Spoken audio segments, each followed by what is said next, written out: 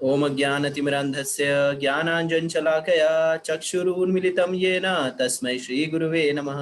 श्रीचैतन्यमनोभीष्टं स्थापितं येन भूतले स्वयं रूपा कदा मह्यं ददाति स्वपदान्तिकं। वन्देऽहं श्रीगुरो श्रीयुतापदकमलं श्रीगुरु वैष्णवांश श्रीरूपं साग्रजातं सहगण रघुनाथान्वितं तं सजीवं साद्वैतं सावधूतं परिजनसहितं कृष्णचैतन्यदेवं श्री राधा कृष्णपादान् सहगण ललिता श्री विशाखान्वितांश। नमो ओं विष्णुपादाय कृष्णपृष्ठाय भूतले श्रीमते भक्तिवेदांत स्वामी इति नामिने। नमस्ते सरस्वते देवे गौरवाणी प्रचारिणे निर्विशेष शून्यवादी पाश्चात्य देशतारिणे। जय श्री कृष्ण चैतन्य प्रभु नित्यानंद श्री अद्वैत गदाधर शिवासादि गौर भक्तवृंद। हरे कृष्णा कृष्णा कृष्णा हरे हरे, हरे राम राम राम हरे हरे। हरे कृष्णा। तो अंतर्राष्ट्रीय कृष्ण भावनामृत संघ इस्कॉन अयोध्या की ओर से आयोजित इस 18 दिवसीय सत्र के 90वें सत्र में आप सभी महानुभाव महात्माओं का हार्दिक स्वागत है। तो जैसा कि आप सबको पता है, अब जो है हम भगवत गीता के बहुत ही जो कंप्रेस जो क्रीम पार्ट है उसके विषय में चर्चा कर रहे हैं। कल हमने अध्याय 8 की चर्चा की, तो अध्याय 8 का हम एक बार पुनरावलोकन कर लेते हैं कि अध्याय 8 में हमने क्या सीखा और क्या जाना। तो अध्याय 8 की शुरुआत होती है अर्जुन के 8 प्रश्नों से। 7 प्रश्नों का उत्तर जो है भगवान श्लोक संख्या 3 और 4 में देते हैं, और उसके बाद जो सबसे महत्वपूर्ण प्रश्न का जिसका उत्तर भगवान देते हैं वो ये है कि मृत्यु के समय कृष्ण को याद कैसे करना है। उसके बाद भगवान जो है योग मिश्र भक्ति द्वारा कृष्ण को याद करने की विधि बताते हैं, शुद्ध भक्ति द्वारा कृष्ण को याद करने की विधि बताते हैं, और फिर भौतिक विश्व आध्यात्मिक विश्व के विषय में बताते हैं। फिर ये तुलनात्मक गणना करके ये बताते हैं किस तरह से ब्रह्मा जी का एक दिन होता है, और फिर वो सृष्टि में उस ब्रह्मा जी की आयु कैसे होती है इसके विषय में बताते हैं। और अंतोतगत्वा हम ये समझते हैं कि कृष्ण भक्ति कृष्ण प्राप्ति में शुद्ध भक्ति की श्रेष्ठता है। तो अब आते हैं अध्याय 9 में। तो अध्याय 9 जो है, जैसा कि आप जानते हैं भगवत गीता का प्रथम अध्याय जो है पूरे ग्रंथ की भूमिका प्रदान करता है। द्वितीय तथा तृतीय अध्याय जिस आध्यात्मिक ज्ञान का वर्णन हुआ है, जिसमें जो आध्यात्मिक ज्ञान का वर्णन हुआ है उसे गुह्य कहा गया है। 7वें तथा 8वें अध्याय में जिन विषयों की विवेचना हुई है वे भक्ति से संबंधित है और कृष्ण भावनामृत पर प्रकाश डालने के कारण गुह्यतर कही गई है। किंतु 9वें अध्याय में तो अनन्य शुद्ध भक्ति का ही वर्णन हुआ है। फलस्वरूप यह परम गुह्य ज्ञान कहलाया है। जिस कृष्ण का यह परम गुह्य ज्ञान प्राप्त है वह दिव्य पुरुष है, अतः इस संसार में रहते हुए भी उसे भौतिक क्लेश नहीं सताते। 7वें अध्याय में भगवान ने अपनी ऐश्वर्य शक्ति परा तथा अपरा के विषय में वर्णन किया और ये बताया कि किस तरह से इस भौतिक जगत जो है इस परा और अपरा शक्ति का कॉम्बिनेशन है। अब 9वें अध्याय में भगवान अपनी महिमा का वर्णन करेंगे। तो हम देख लेते हैं संक्षेप रूप में, सार रूप में कि भगवान इसमें हमें क्या बताना चाहते हैं। तो श्लोक संख्या 1 से 3 में कृष्ण अपने द्वारा बताए गए परम गुह्य ज्ञान की महिमा बताते हैं। उसके बाद श्लोक संख्या 4 से 10 में भगवान अचिंत्य संबंध के विषय बताते हैं। श्लोक संख्या 11 से 25 में भगवान कृष्ण के विभिन्न प्रकार के उपासक के विषय बताते हैं। इसमें देवी देवताओं की उपासनाओं के विषय बताते हैं, किस तरह से देवी देवताओं की उपासना कैसे सही है क्या गलत है इसके विषय में भगवान इसमें प्रकाश डालते हैं। और अंतोतगत्वा जो सबसे महत्वपूर्ण विषय वस्तु है वो श्लोक संख्या 26 से 34 के मध्य में है। तो ये जैसे हमने पहले ही बताया था, गीता पूरे 18 अध्यायों की है और भगवत गीता जो है वो सारे शास्त्रों का सार है। और इस सार रूपी भगवत गीता का जो सार है वो अध्याय क्रमांक 7 से 12 के मध्य में है। और इन 6 अध्याय जो भगवत गीता सारे शास्त्रों का सार, और इस भगवत गीता जो 18 अध्याय इसका सार जो है आपको अध्याय संख्या 7 से 12 के मध्य मिलता है। और इस सार का सार जो है आपको अध्याय संख्या 9 और 10 में है। तो ये जो 9 और 10 है ये सारे भगवत गीता का सार प्रस्तुत करता है। तो आइए हम श्लोक संख्या 1 पे चलते हैं। तो एक श्लोक संख्या 1 में भगवान कहते हैं श्री भगवान उवाच इदं तु ते गुह्यतमं प्रवक्ष्यामि अनुसूयवे ज्ञान विज्ञान सहितं यद्गत्वा मोक्षसे अशुभात्। तो भगवान कह रहे हैं यहाँ पे कि श्री भगवान ने कहा, हे अर्जुन, चूंकि तुम मुझसे कभी ईर्ष्या नहीं करते इसलिए तुम्हें यह परम गुह्य ज्ञान तथा अनुभूति बतलाऊंगा, जिसे जानकर तुम संसार के सारे क्लेशों से मुक्त हो जाओगे। तो हमें ये समझना चाहिए कि ये जो ज्ञान है, पहले तो ये ज्ञान किसका घोतक है? ये जो ज्ञान भगवान दे रहे हैं, ये ज्ञान जो है वो शुद्ध भक्ति का घोतक है। और शुद्ध भक्ति प्राप्त करने की क्या विधि है? शुद्ध भक्ति प्राप्त करने की 9 विधि के विषय में प्रहलाद महाराज ने श्रीमद् भागवतम में बताया है। तो वो 9 विधि कौन कौन सी है? वो है श्रवणम, कीर्तन, विष्णु स्मरणम, पाद सेवनम, अर्चनम, वंदनम, दास्यम, साख्यम तथा आत्मनिवेदनम। और कोई भी व्यक्ति अगर इस भक्ति के इन तत्वों का अभ्यास करे तो वो आध्यात्मिक चेतना में विकास कर सकता है और अंतोगतो जीवन के परम लक्ष्य को प्राप्त कर पाता है। इस श्लोक में अनुसूय शब्द जो है वो बहुत महत्वपूर्ण है।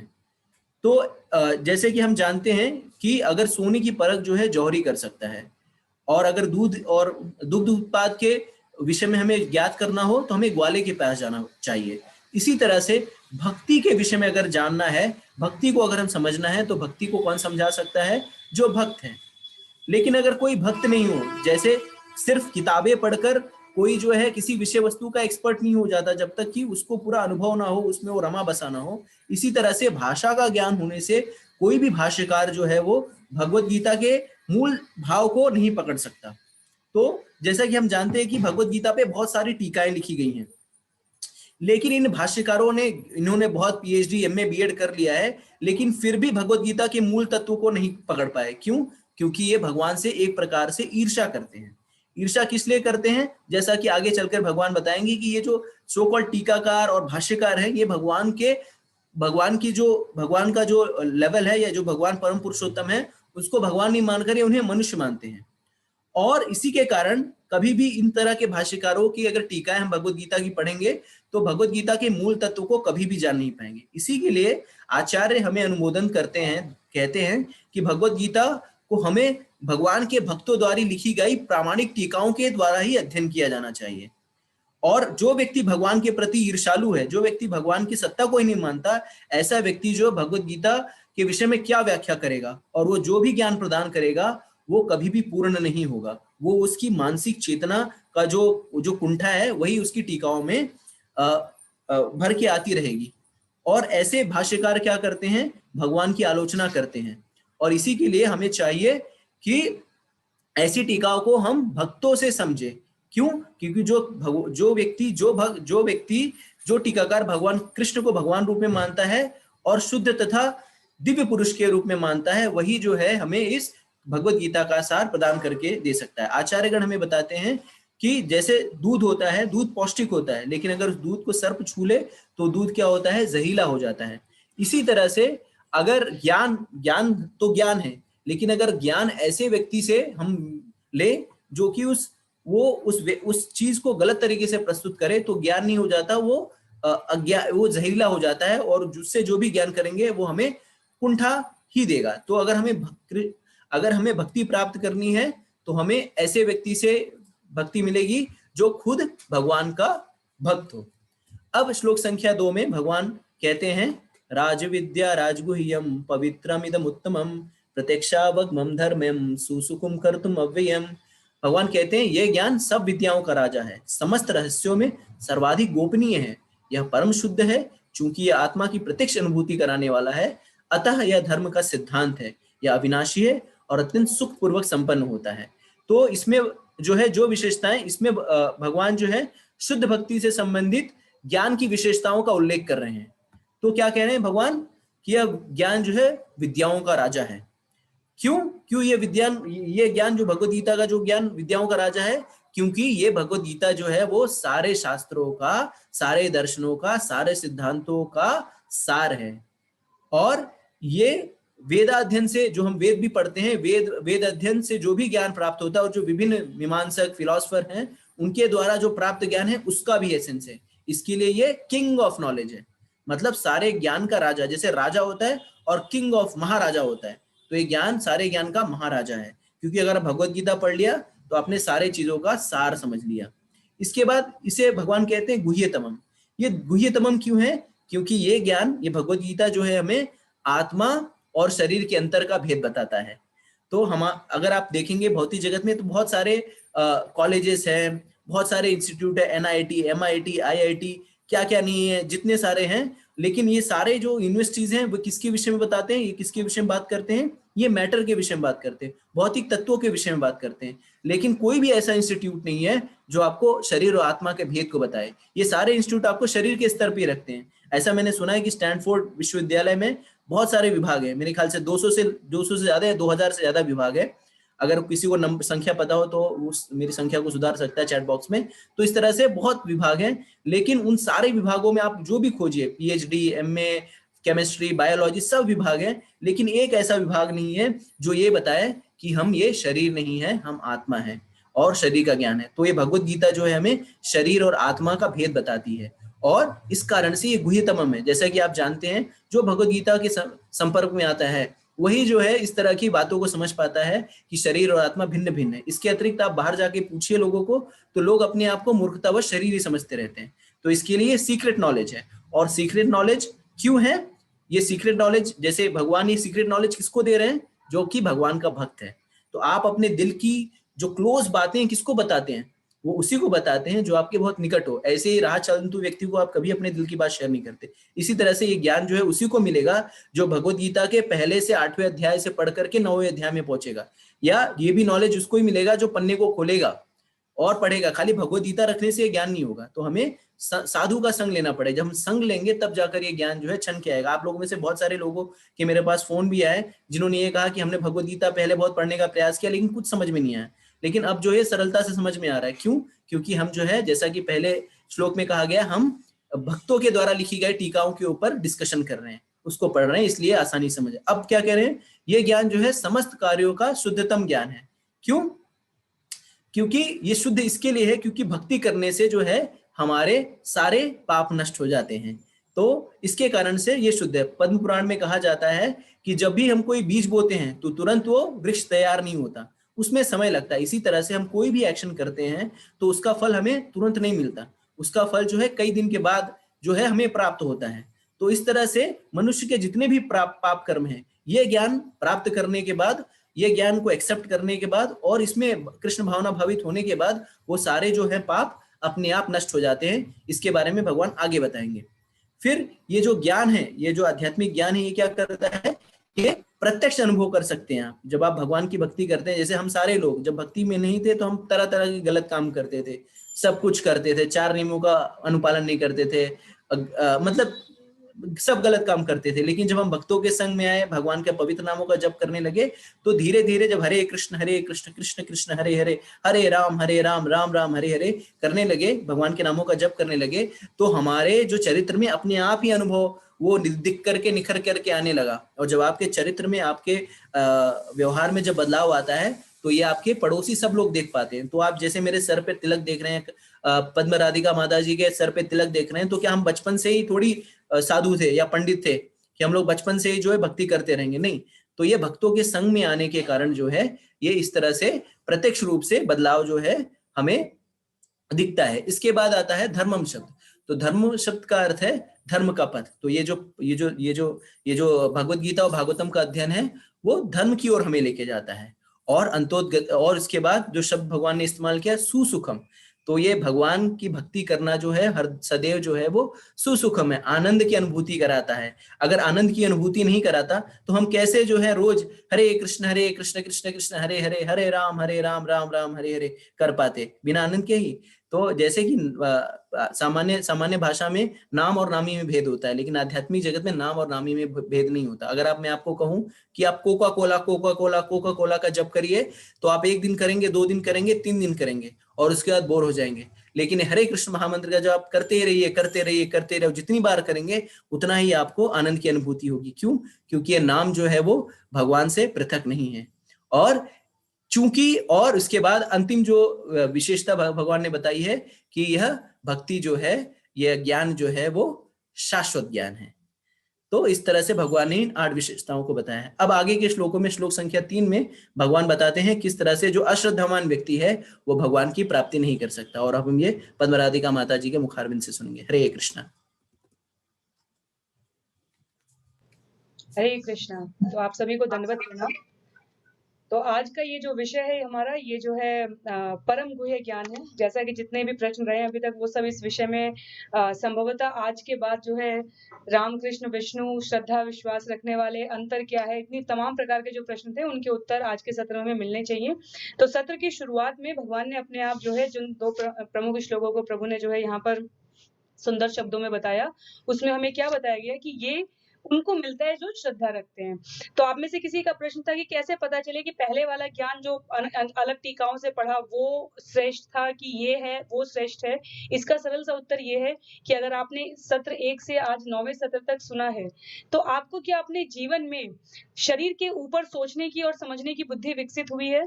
अगर आपको अपने शरीर और आत्मा अलग हैं। हाँ, ये जीवन केवल भौतिक समृद्धि और विपत्ति में फँसे रहने के लिए नहीं है। इस प्रकार का ज्ञान, इस प्रकार की सोच विकसित हुई है। तो ये जो आज का अध्याय है परम गुह्य ज्ञान, ये हमारे लिए ये हमें समझना चाहिए कि ये हमें वो प्रकाश दे रहा है जिससे कि हम ये समझ सकते हैं कि पहले वाला ज्ञान जो गुरु परंपरा में नहीं था, उससे ये ज्ञान अतिरिक्त है, मतलब अन्य है। इससे ये जानने से पहले कि जो है भगवान में श्रद्धा नहीं रखते हैं, उनका क्या परिणाम होता है? जैसा प्रभु ने बताया कि जो रखते हैं, उनका क्या परिणाम होता है? नारद मुनि को आजकल हमारे जो है डेली सोप्स हैं और उनमें जो है कहीं बहुत ज़्यादा जगह पे ऐसे विदूषक के रूप में दिखाने का प्रयास किया जाता है, पर नारद का महत्व, हमारे ऋषि का जो है, इनका महत्व जो है हमारे शास्त्रों में जो है परम वैष्णव के रूप में आता है। परम वैष्णव के रूप में इसलिए आता है क्योंकि इन्होंने जीवन में जिस ज्ञान को, जिस इस परम गुह्य ज्ञान को धारण किया, उसको उन्होंने जितने शिष्यों को दिया, वो सब एक अलग ही स्तर पर महाजनों की कैटेगरी में गए। नारद मुनि हमारे यहाँ स्वयं महाजन हैं, उन्होंने ध्रुव को दिया, उन्होंने प्रहलाद को दिया, उन्होंने कुबेर के पुत्रों को दिया, ब्रह्मा जी से सुना, उन्होंने जहाँ पे भी आप देख लीजिए, तो ये है उदाहरण इस बात का कि जब हम ज्ञान को सही तरीके से ग्रहण करके प्रचार करते हैं, तो वो अन्यों के जीवन में किस प्रकार का परिणाम लाता है। तो श्लोक संख्या में आगे बढ़ते हुए नारद मुनि का प्रसंग इसलिए क्योंकि ये विषय अभी नारद मुनि का प्रसंग आगे भी आएगा, पर अगर एक उदाहरण देखना हो कि ज्ञान का हमारे जीवन में क्या प्रभाव होता है और दूसरे उससे कैसे प्रभावित होते हैं, उसका ये एक प्रत्यक्ष उदाहरण है। तो श्लोक संख्या 3 में भगवान कहते हैं, अश्रद्धा न पुरुषा धर्मस्यास्य परंतप अप्राप्य माम निवर्तन्ते मृत्यु संसार वर्तमनि। जो अश्रद्धालु हैं वो कृष्ण को प्राप्त नहीं कर सकते। इसमें भी अगर व्यवहारिकता की बात करें, क्योंकि पूरी भगवत गीता व्यवहारिक होनी चाहिए हमारे लिए समझने के लिए, व्यवहारिकता की बात करें तो मैं हमेशा उसी बिंदु पर वापस आती हूँ कि शिशुपाल के सामने भी भगवान खड़े थे, दुर्योधन और कृष्ण आए थे भगवान के सामने और दोनों के सामने भगवान थे। एक की श्रद्धा थी और एक को ईर्ष्या थी। जो ईर्ष्या जिस शब्द का प्रयोग जो है प्रथम श्लोक में ही हुआ था, तो ईर्ष्या किसको थी? दुर्योधन को दी। वो कंपटीशन, वो प्रतिस्पर्धात्मक तरीके से आया था, जीतना है, ये करना है, और अर्जुन आए थे शरणागत के भाव से, जैसी कृष्ण की इच्छा। तो जो लोग भक्ति में श्रद्धा नहीं रखते हैं, वे मुझे प्राप्त नहीं कर पाते। वे इस भौतिक जगत में जन्म मृत्यु के मार्ग पर वापस आते रहते हैं। जैसे जब भी ये कहा जाए कि ये कार्य करिए, इसको करने से आपको भक्ति प्राप्त होती है, तो हमारे मन में अगर हम श्रद्धा नहीं है, तो हमारे मन में सबसे पहला बिंदु क्या आता है? वो जो हम कर रहे हैं उसमें क्या बुराई है ना? ऐसा नहीं है कि प्रश्न करना गलत है। प्रश्न तो हमारा तो पूरा ज्ञान ही, सनातन का पूरा ज्ञान ही जो है प्रश्नोत्तरी पर आधारित है। भगवत गीता में प्रश्नोत्तर चल रहा है। परीक्षित महाराज और सुखदेव गोस्वामी भागवतम पढ़ेंगे तो उनमें प्रश्नोत्तरी ही चल रही है। हमारे शौनकादि ऋषियों ने जो है जब सूत गोस्वामी जो है कथा करते हैं तो उनसे प्रश्नोत्तरी की है। भगवान शंकर और पार्वती ने जो है कितने भी कवच आप पढ़ते चले जाइए, राधा कृष्ण का कृपा कटाक्ष स्तोत्र पढ़िए और अन्य कवचों को भी पढ़िए, उसमें आता है पार्वती उवाच, किससे पूछती हैं? कैलाशवासिन भगवान, तो शंकर जी से पूछती हैं। जितने भी हमारे महान व्यक्तित्व हुए हैं, वो प्रश्नोत्तरी करते हैं, पर उस प्रश्नोत्तरी में जो उनकी श्रद्धा है उसे और दृढ़ करने का प्रयास होता है। उसके पीछे कुतर्क नहीं होता है, विषय को समझने में रुचि होती है। ये सत्य है कि भगवान श्री कृष्ण परम पूर्ण पुरुषोत्तम है। अब हम उसके आगे उन तथ्यों को, उन सत्यों को, उन बिंदुओं को अपने मन मस्तिष्क में पुनर्स्मरण कराते हैं कि ऐसा क्यों है, देवताओं की क्या स्थिति है, भगवान की क्या स्थिति है, भगवान के विभिन्न विस्तारों की क्या स्थिति है। जब भी ये प्रश्न किए जाते हैं तो इनमें अश्रद्धा या प्रतिस्पर्धा या ईर्ष्या नहीं होती है। इसमें अपने श्रद्धा और विश्वास को पुनः रखना होता है। उसका परिणाम क्या होता है? उसका परिणाम ये होता है कि भौतिक जगत में जन्म-मृत्यु के मार्ग पर वापस नहीं आना पड़ता है। अगर हम सबको जो है रामचरितमानस से और अपनी सामान्य जो है, जो भी हमारी कथा पुराण हमने सुने हैं, उसमें सती और पार्वती का अंतर स्पष्ट अगर हम सबको स्मरण है, तो हम जान सकते हैं कि सती का शरीर जो है सती का शरीर जो है दक्ष प्रजापति के यज्ञ में अपने आप को जो है उत्सर्ज कर दिया था। लेकिन पार्वती माँ हमेशा भगवान शंकर के साथ, जब वो पार्वती के रूप में आई तब से लेकर आज तक कहीं नहीं, कभी नहीं और आगे भी नहीं सुनने को मिलेगा कि पार्वती जी जो है शंकर जी से अलग हो गई हैं। अगर आप सती का प्रसंग याद करें, तो उसमें क्या था? उसमें वो सीता का वेश धारण करके आती है भगवान राम के सामने, ये रामचरितमानस का प्रसंग है, जहाँ पर वो जो है आती है और परीक्षा लेना चाहती हैं। उनके अंदर क्या थी? परीक्षा, क्योंकि भगवान शंकर उन्हें कथा सुना रहे थे। उन्होंने दूर से दर्शन किया भगवान शंकर ने और कहा कि देखो भगवान राम क्या लीला कर रहे हैं। और सती कहती हैं कि मैं परीक्षा लेना चाहती हूँ कि ये वास्तव में भगवान है कि नहीं है। और अगर आप सबको स्मरण हो, तो लक्ष्मण जी ने देखा और वो पहचान गए कि अरे! ये क्या हो गया आज भवानी को? भवानी और सीता के वेश में? और राम जी देखे और राम जी ने अपनी नज़र नहीं उठाई और वो सिर्फ मुस्कुराए। और जब सती सीता के वेश में सामने आकर खड़ी होती हैं, तो प्रसंग आता है कि जो चौपाई है उसमें गोस्वामी तुलसीदास जी ने जब लिखा है, तो उन्होंने कहा है कि भवानी शब्द से संबोधित करते हुए पूछा है कि शंभू कहाँ है? ये पूछा है भगवान राम ने वहाँ पर। तो वहाँ क्योंकि सती किस रूप में आई थी? सती आई थी परीक्षा लेने के लिए, प्रतिस्पर्धा तय करने के लिए, भगवान शंकर के वचनों पर अविश्वास करते हुए, अश्रद्धा करते हुए। तो भगवान राम ने भी सीधे संबोधन किया था कि यह जंगल बहुत भयानक है। भवानी आप अकेले क्यों हैं यहाँ पर? शंभू कहाँ हैं? और उसके बाद माता सती को कुछ भी नहीं समझ में आया, वो क्या कहें और क्या ना कहें, और वो वहाँ से चली गई। तो आचार्यगण इसकी बहुत सुंदर-सुंदर टिप्पणियाँ करते हैं अलग-अलग आचार्य, लेकिन उनमें से एक आचार्य ने कहा कि अगर सामान्य मनुष्य को भी समझना हो कि सामने से आती सीता को सती जो है सीता के रूप में आई और भगवान अगर सामान्य मनुष्य के रूप में भी देखते, तो सीता होती तो कभी सामने से नहीं आती। वो भगवान के पद चिन्हों की अनुगामिनी बनकर रही हैं, जो उन्होंने अपना व्यक्तित्व दिखाया है भगवान राम के जीवन चरित्र में। ठीक है? तो विषय क्या है यहाँ पर? विषय है अश्रद्धा। अश्रद्धालु कृष्ण को प्राप्त नहीं कर सकता। भगवान तो वो है जो कि गोपियों की च छटांग पर छाछ पर जो है, जो पूरे ब्रह्मांड को नचाते हैं, वो नाचने के लिए तैयार थे। क्योंकि वहाँ क्या था? वहाँ श्रद्धा थी, वहाँ समर्पण था, वहाँ शरणागति थी, वहाँ स्मरण था, वहाँ अपने आप को पूर्णतः भगवान के ऊपर अर्पित कर देने की इच्छा थी, मनोकामना थी। तो भगवान भाव के भूखे हैं। कई बार लोग कहते हैं भगवान ने सृष्टि क्यों बनाई? भगवान को अपनी पूजा क्यों करवानी है? भगवान को भक्ति क्यों करानी है?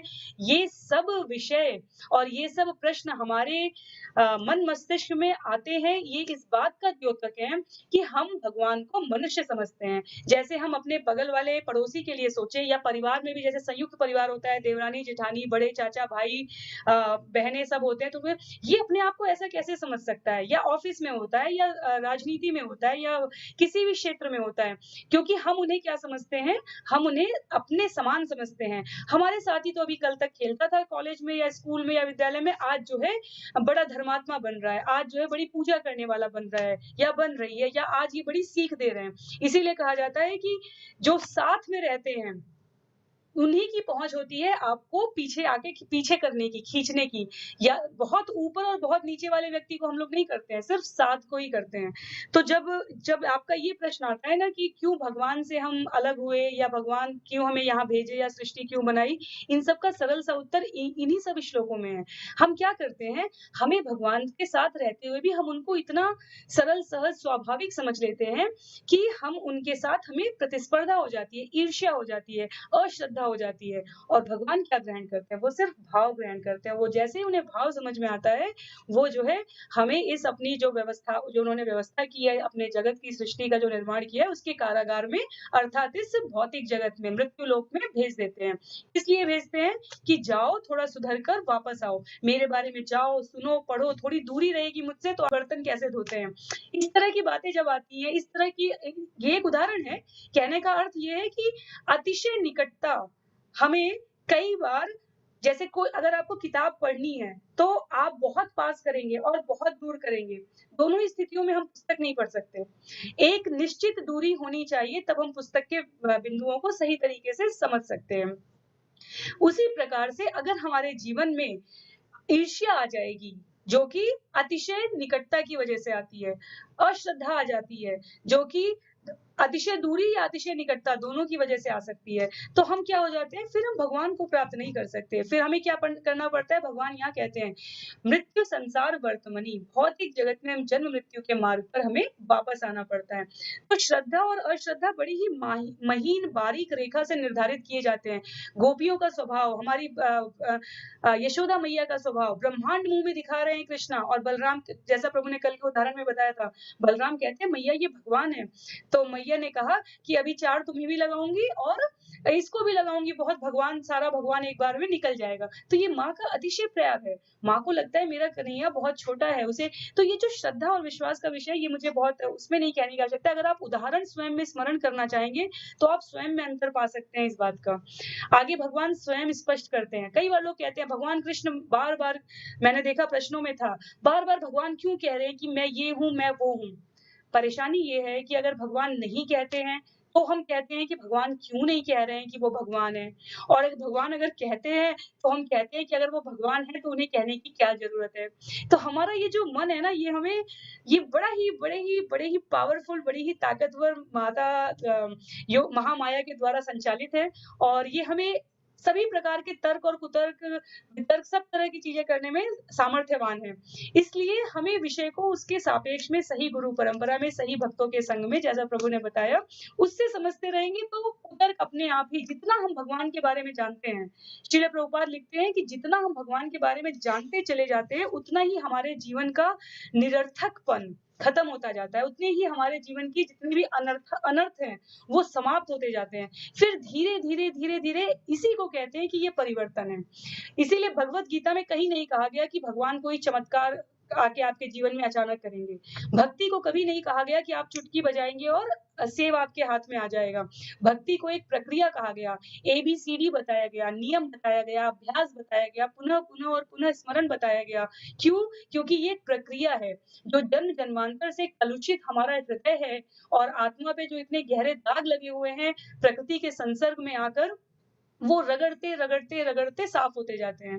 जैसे कई बार बचपन में मुझे अभी तक स्मरण है कि कहा जाता था कि भगवान का दिया जितना साफ करोगे, उतना जो है आपका भाग्य चमकता है। ये कहने के लिए बड़ी ही सरल बात थी, लेकिन आप सोचिए इसमें कितनी प्रेरणा थी कि अगर हम भगवान का दिया साफ कर रहे हैं, तो हमारा हृदय साफ हो रहा है।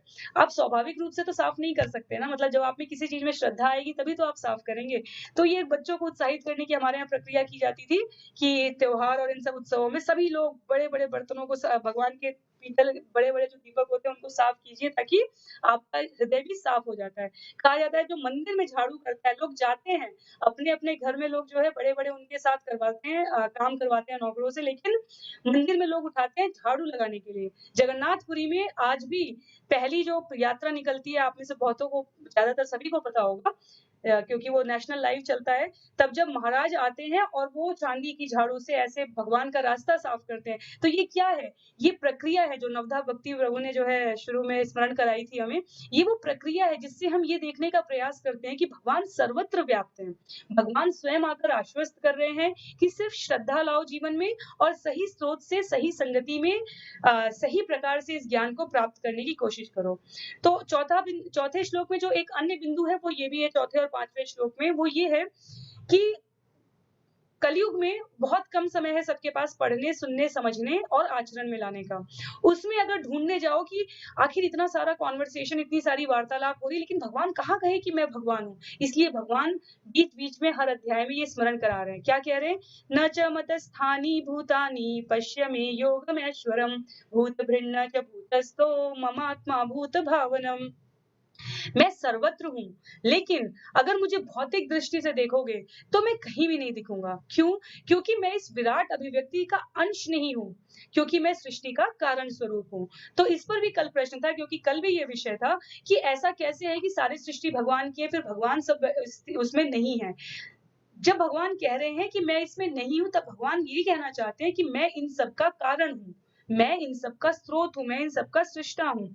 अगर जो है आप व्यावहारिक उदाहरण से इस विषय को देखना चाहें, तो आप ऐसे भी समझ सकते हैं कि कई बार ऐसे अवसर होते हैं, जैसे एक व्हाट्सएप फॉरवर्डेड मैसेजेस और इन सब पे आते रहते हैं इस तरीके की वस्तुएँ, कि जब बच्चा जो है एक एक एक उसमें विद्यालय में जो है अध्यापक जो है बच्चों को जो है सेव देते हैं और कहते हैं कि जाओ सब लोग ऐसी जगह खाकर आओ, वहाँ जाकर खाना जहाँ कोई ना हो। तो कुछ बच्चे तुरंत जल्दी से खाकर आ जाते हैं, कुछ थोड़ी देर बाद आते हैं, कुछ और बाद आते हैं, लेकिन करते-करते भी एक बच्चा पूरा सेव वापस लेकर आता है और कहता है कि आपने कहा कि ऐसी जगह लेकर आओ जहाँ भगवान ना दिखे, लेकिन मुझे ऐसी कोई जगह ही नहीं दिखी। तो उन्होंने कहा ऐसे कैसे? तो उसने कहा ये जो सेव आपने दिया, ये भी तो भगवान की वजह से ही है, ये भी तो भगवान का ही है। तो होते हुए भी नहीं होने का तात्पर्य कहने का ये होता है कि अगर आप देखो तो आपको रोम-रोम और श्वास-श्वास में भगवान दिख रहे हैं, लेकिन भगवान ये कह रहे हैं कि मैं उसमें उस क्रियाकलाप में उतना ही व्याप्त रहूँगा जितना तुम मुझे आध्यात्मिक दृष्टि से देखने का प्रयत्न करते हो। तो जो जैसा हमने बताया था कि भगवान को वो ब्रह्मांड में यशोदा मैया को वो ब्रह्मांड जो है अपने मुख में दिखाते हैं।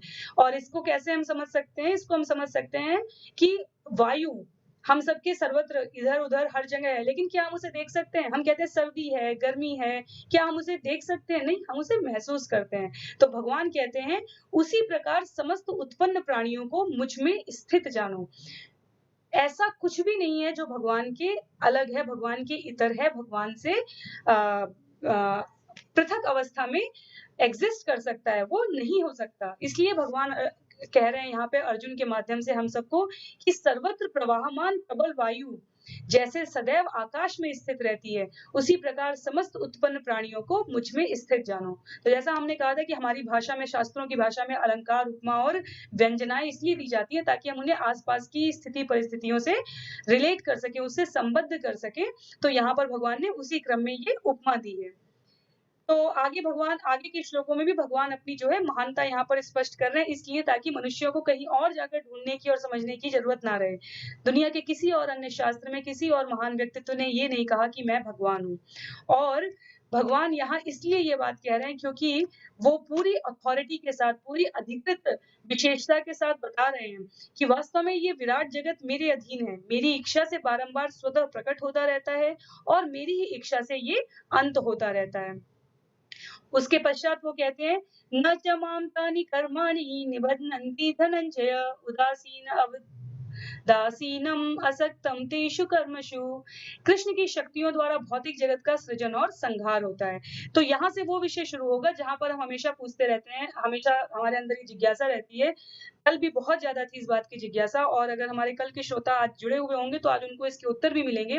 इसीलिए कल किसी ने लिखा कि आप लोग जानबूझ के ये प्रश्न एड्रेस नहीं कर रहे हैं, हम बिल्कुल एड्रेस करने की कोशिश कर रहे हैं, बस हम उन विषयों को अध्यायों के माध्यम से समझाना चाहते हैं, हम उसमें अपना मत नहीं दिखाना चाहते।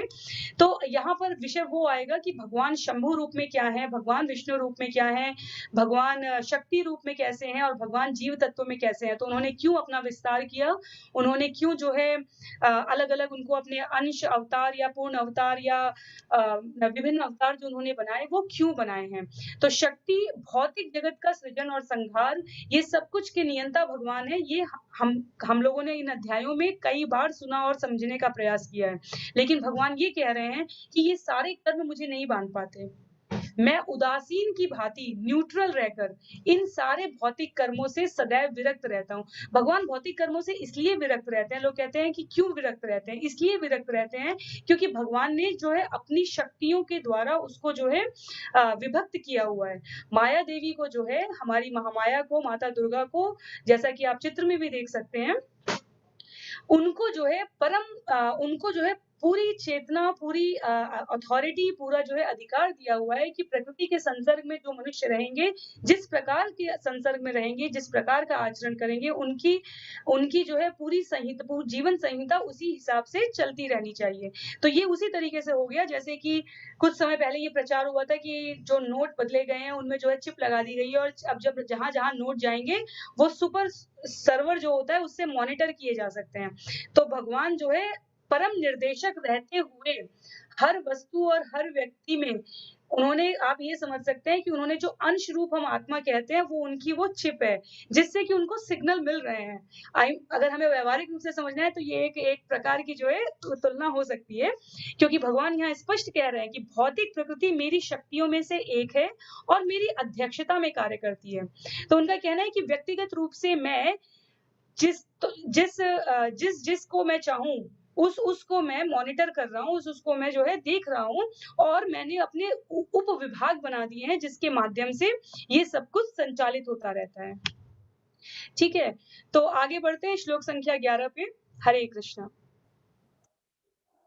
हरे कृष्णा। तो श्लोक संख्या 11 में अब भगवान बता रहे हैं कि मूर्ख और निर्विशेषवादी जो है भगवान को एक साधारण मनुष्य समझते हैं।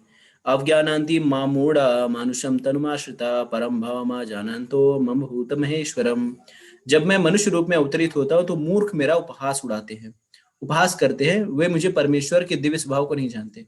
तो ऐसे आपको भतेरे लोग मिल जाएंगे, बहुत सारे लोग मिल जाएंगे जो कृष्ण को क्या कहते हैं, एक महापुरुष से ज्यादा कुछ नहीं मानते।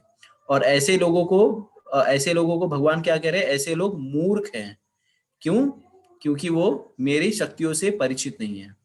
तो जैसे और कौन भी और भगवान का उपहास कौन उड़ाते हैं? निराकारवादी, जो कहते हैं कि निराकार ही सब कुछ है। तो ऐसे लोगों को भगवान क्या उपमा दे रहे हैं? ऐसे ऐसे लोगों को भगवान कह रहे हैं मूर्ख, और मूर्ख लोग जो है मेरा उपहास उड़ाते हैं। तो हमें समझना चाहिए कि भगवान कृष्ण का जो स्वरूप है वो सच्चिदानंद स्वरूप है। और अनेक तथा तथिक जो टीकाकार है, वो लोग भगवान के स्वरूप सच्चिदानंद स्वरूप को ना जानकर उनको मनुष्य के स्वरूप में जानते हैं। वो लोग कहते हैं कि कृष्ण जो है माया में बंध गए, राम जो है माया में बंध गए। लेकिन हमें जानना चाहिए कि कृष्ण भगवान परम पुरुषोत्तम भगवान श्री कृष्ण क्या है, वो मायापति हैं। ठीक है। और उन्हें ये भी लगता है कि कृष्ण जो है साधारण व्यक्ति की तरह माँ के गर्भ से 9 महीने में उत्पन्न हुए। लेकिन जब हम शास्त्रों को जाते हैं, शास्त्रों से समझते हैं, तो हम देखते हैं कि भगवान जो है वो माता देवकी के सामने जो है चतुर्भुज रूप में प्रकट हुए। और जब फिर उसके बाद जब चतुर्भुज रूप में प्रकट हुए तो देवकी और वसुदेव थोड़ा डर गए और उन्होंने प्रार्थना की कि हे प्रभु, अब जो है बाल बाल लीला कीजिए, सामान्य शिशु का रूप धारण कीजिए। उसके बाद जो है भगवान ने एक सामान्य शिशु का रूप धारण किया और फिर मानव जैसा बिहेव किया, मानव जैसा उन्हें कार्यकलाप किया। लेकिन फिर भी जो है उनकी भगवत्ता तो है, उसी तरह से उनके शरीर का जो दिव्य गुण था वो यथावत ही बना रहा। ठीक है। तो हमें जानना चाहिए कि भगवान जो है वो चाहे किस रूप में भी हो, कोई भगवान जो है, श्रील प्रभुपाद जी हमें अपने टीकाओं में बताते हैं कि भगवान जो एक परफेक्ट एक्टर की तरह काम करते हैं और जो भी रोल करते हैं उसमें एकदम प्रवीण होते हैं। तो ऐसे लोग जो भगवान को उपहास उड़ाते हैं उसके विषय में भगवान क्या कहते हैं? जो भगवान को साधारण मनुष्य मानते हैं, ऐसे लोगों के विषय में भगवान कहते हैं कि ऐसे मूर्ख लोगों का क्या होगा? ऐसे मूर्ख लोग मोहग्रस्त हो जाएंगे, आसुरी तथा नास्तिक विचारों के प्रति आकृष्ट रहेंगे, और इस मोहग्रस्त अवस्था में उनकी मुक्ति आशा, उनके सकाम कर्म तथा ज्ञान का निशूलन सभी कुछ निष्फल हो जाएगा। तो सोचिए, भगवान को सामान्य पुरुष समझने का क्या घाटा है? तो नास्तिक जो भी इस तरह से सोचता है कि भगवान जो है वो निराकार थे, या वो क्या कहते हैं, वो सामान्य पुरुष हैं, वो देखिए कैसे कर रहे हैं, उनका स्वभाव कैसे है, तो ऐसे लोगों का सब ज्ञान का अनुशीलन व्यर्थ हो जाएगा। और यही इस श्लोक का संकेत है। इसके बाद भगवान जो है अपने शुद्ध भक्तों के विषय बताते हैं कि भगवान के शुद्ध भक्त क्या करते हैं। तो भगवान कहते हैं, महात्मानस्तु माम पार्थ दैवीं प्रकृतिमाश्रिता भजन्ते अनन्यो मनसो ज्ञाता भूता दिव्यम। तो कहते हैं श्लोक संख्या 13 और 13 में, हे पार्थ, मोह मुक्त महात्मा जन दैवी प्रकृति के संरक्षण में रहते हैं। वे पूर्णता भक्ति में निमग्न रहते हैं, क्योंकि मुझे आदि तथा अविनाशी भगवान के रूप में जानते हैं। और उस महात्मा के क्या लक्षण है, महात्मा कैसे कार्य करते हैं? तो महात्मा रहते हैं कैसे, महात्मा क्या बनते हैं वो? तो वो सततम कीर्तयन्तो माम यन्तश्चाद्रावता नमस्तंस माम भक्ता नित्य युक्त उपासते। तो ऐसे महात्मा जन जो है भगवान का नित्य कीर्तन करते हैं और दृढ़ संकल्प के साथ प्रयास करते हैं, भगवान को नमस्कार करते हैं और भक्ति भाव में निरंतर मेरी पूजा करते हैं। तो ऐसे लोग कोई रबर स्टैम्प महात्मा नहीं होते। महात्मा का ये लक्षण होता है कि किसी को भी कोई भी कुछ कार्य कर दे उसको महात्मा को उपाधि दी जाए। महात्मा का सबसे पहला लक्षण होता है कि वो दैवी प्रकृति में स्थित होता है। दैवी प्रकृति में स्थित होने का अर्थ है कि वो सदैव भगवान की भक्ति में ही रुचि रखता है। भगवान की इतर उसे और कोई राजनीति, पॉलिटिक्स, हेन तेन में उसको कोई इंटरेस्ट नहीं रहता। क्यों? क्योंकि उसका एकमात्र लक्ष्य होता है कृष्ण की प्राप्ति, भगवान की प्राप्ति, भगवान की भक्ति। और चूंकि वो दिव्य प्रकृति में स्थित होता है, इसके लिए वो भौतिक प्रकृति के अधीन नहीं होता। जैसा कि 7वें अध्याय में कहा है भगवान ने, देवी एषा गुणमयी मम माया दुरत्या मामेव प्रपद्यन्ते माया मेथाम तरन्ति ते। तो अगर जो कोई जो जो मेरी शरण में नहीं है, वो किसके, वो प्रकृति की तीनों गुणों में कार्य करता है। लेकिन जैसे कोई व्यक्ति जो है मेरी शरण ले लेता है, वो प्रकृति के तीनों गुणों को पार करके दिव्य गुण में आ जाता है। ठीक है, तो यही पात्रता है महात्मा की। महात्मा जो है वो सदैव भगवान का चिंतन करेगा और वो सदैव जो है भगवान की भक्ति करेगा। उसको इसके इतर कोई भी चीज जो है उसको भाएगी नहीं, लुभाएगी नहीं। उसको और किसी भौतिक विषय वस्तु में कोई भी इंटरेस्ट नहीं रहेगा। और यही जो है, यही इस महात्मा और इसी अनन्य भक्ति का यही मूलभूत सूत्र है कि हमारा एकनिष्ठ, जैसे भगवद गीता के 2 अध्याय में कृष्ण कहते हैं, व्यवसात्मिका बुद्धि एके हे कुरुनंदना बहुशाखानंतश्च बुद्धि व्यवसायी नाम। तो एकमात्र लक्ष्य, जैसे घोड़ा जब रेस में दौड़ता है तो आप देखेंगे उसके कान के, आंखों के सामने जो है एक कवरिंग होती है, वो किसके लिए रहती है, जिससे उसको और कुछ नहीं दिखाई दे, उसको सिर्फ अपना गोल दिखाई दे। उसी तरह से जो भगवान का अनन्य भक्त होता है उसका एकमात्र गोल होता है भगवत प्राप्ति। तो इसी तरह से कोई व्यक्ति जो है रबर स्टैंप लगा के महात्मा नहीं बनेगा। महात्मा जो है सदैव भगवान कृष्ण के गुणों का कीर्तन करता रहता है और उसके पास कोई दूसरा कार्य नहीं रहता। दूसरे शब्दों में वो सब चीज का अनुशीलन, सब सारी चीजों का अनुशीलन जो है वो कृष्ण की प्रसन्नता के लिए करता है। ठीक है, तो ये जो है भगवान के शुद्ध भक्त का लक्षण भगवान बताते हैं। अब इसके आगे के श्लोकों में भगवान जो है बताते हैं कि 3 प्रकार से ज्ञान में भगवान की भक्ति कैसे की जाती है। तो वो 3 प्रकार कौन कौन से हैं? 3 प्रकार है, एकेत्वेन, पृथक्त्वेन और विश्वतोमुखम। तो इसमें जो है, जो स्वयं को भगवान समझकर एक रूपता में भगवान की पूजा करते हैं, जो अलग अलग प्रकार से देवी देवताओं की विविधता में मुझे पूजा करते हैं, और जो मुझे सब कुछ मानते हुए विश्व रूप की पूजा करते हैं। तो आगे के अध्याय में जो है हम विश्व रूप के विषय में भी विस्तार से समझेंगे जब भगवान अर्जुन को अपना विश्व रूप दिखाएंगे। फिर इसके बाद श्लोक संख्या 16 से 19 में भगवान जो है विश्व रूप की उपासना के विषय में बताते हैं, किस तरह से भगवान के विश्व रूप की पूजा की जानी चाहिए। तो इसमें बताते हैं किस तरह से कर्मकांड में भगवान बताते हैं कि सब कुछ जो आहुति है और भगवान जो है माता पिता हैं, अपने वैभव के बारे में बताते हैं। इसके विषय में जो है आगे हम विस्तार से चर्चा करेंगे, तो इसमें हम गहराई में नहीं जाएंगे, खाली ऊपर ऊपर से समझ लेते हैं। फिर अब हमें समझना चाहिए 4 तत्वों के विषय में, जो कि बहुत महत्वपूर्ण है। वो 4 तत्व हैं, विष्णु तत्व, शक्ति तत्व, शंभु तत्व और जीव तत्व। ये 4 विषय वस्तु जो है बार बार आते हैं, तो इसके विषय में हम जान लेते हैं कि विष्णु तत्व और जीव तत्व में अंतर क्या है। तो विष्णु तत्व है जो परम पुरुषोत्तम भगवान के सारे विस्तार जो है विष्णु तत्व आते हैं, जैसे श्री रामचंद्र, नरसिंहदेव और परशुराम इत्यादि जो है भगवान के जो स्वयं के विस्तार हैं वो विष्णु तत्व। उसमें भी विस्तारों में पुरुष अवतार होते हैं। तो पुरुष अवतार में बलराम, संकर्षण, प्रद्युम्न। और ये बलराम, संकर्षण और प्रद्युम्न क्या है, वो नेक्स्ट लेवल ऑफ एक्सपेंशन है, जिसमें जिनको कारणोदक्षाय विष्णु, गर्भोदक्षाय विष्णु और क्षीरोदक्षाय विष्णु कहा जाता है। तो ये जो है जब हम भागवतम पढ़ते हैं तो इसके विषय में हम ज्यादा समझ पाते हैं। अभी जो है इसको हम खाली ऊपर से समझने का प्रयास करेंगे। उसके बाद फिर शक्ति तत्व आता है। शक्ति तत्व में कौन कौन है? राधा रानी है, सीता देवी है, महालक्ष्मी है, ये सारी शक्ति तत्व मतलब भगवान की शक्तियां हैं। ठीक है, उसके बाद आता है शंभु तत्व। तो शंभु तत्व के विषय में बहुत सारे लोगों को बहुत सारी भ्रांतियां होती हैं। तो शिव और विष्णु में क्या अंतर है? शिव और विष्णु में दूध और दही का अंतर है। जैसे दूध से ही दही बनता है, लेकिन क्या दूध और दही सेम है? दूध और दही अलग अलग चीज है। तो इस तरह से शिव और शंभु तत्व और विष्णु तत्व जो है इस तरह से पृथक है। दूध और दही दोनों एक नहीं है, लेकिन फिर भी दोनों एक नहीं है, हमें समझने का प्रयास करना चाहिए। दोनों जो है डिफरेंट है। ठीक है, फिर जो है हम आते हैं श्लोक संख्या 20 में। तो श्लोक संख्या 20 में देवी देवता, श्लोक संख्या 20 और 21 में देवी देवताओं की उपासना के विषय में भगवान कहते हैं कि देवी देवता की उपासना करने का क्या लाभ है। तो श्लोक संख्या 21 में बताते हैं कि जो देवी देवता की उपासना करते हैं उन लोगों को कुछ तो फल प्राप्त होता है, लेकिन वो फल क्या होता है? वो क्षणिक होता है। तो भगवान कहते हैं ते भुक्त्वा स्वर्ग लोकम विशालम शीर्णे पुण्य मर्त्य लोकम विशंति एवं त्रय धर्म अनुप्रन्ना गता गतम काम का भा लभंते।